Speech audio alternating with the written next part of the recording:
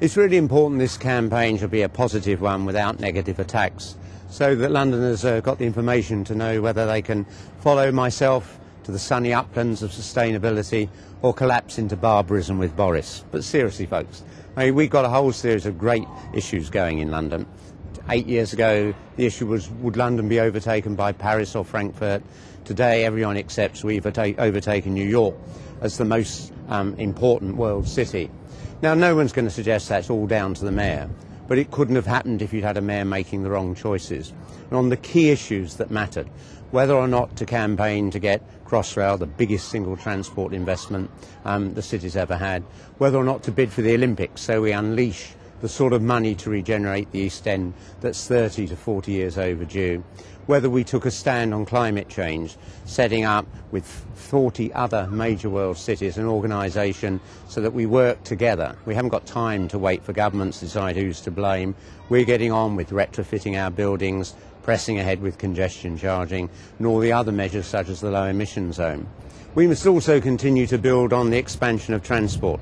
At the moment we've got 53% more journeys on the bus than the day I was elected. No other city in the world's had a public transport expansion of that order.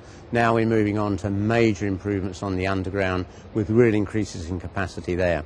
There's a big debate about multiculturalism and a lot of people don't know what it means. I think what it means is that people live side by side in tolerance and mutual respect. The great thing about London, why young people come here from all over Britain and the rest of the world, is you can be yourself. You can live your lifestyle as you choose and make your own choices as long as you don't undermine anybody else's freedom to do the same. That's our big selling point. It's why we got through the 7th of July bombings without any single Londoner physically attacking another. Many other cities in the world would have had massive rioting after that horror.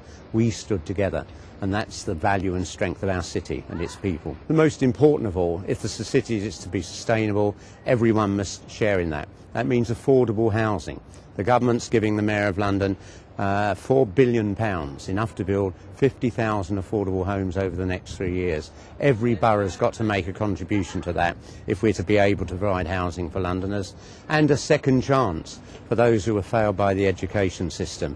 By giving the Mayor of London's office control over the skills budget, we can now give everybody in London who didn't get the skills they need at school a second chance to get the jobs that are coming to London.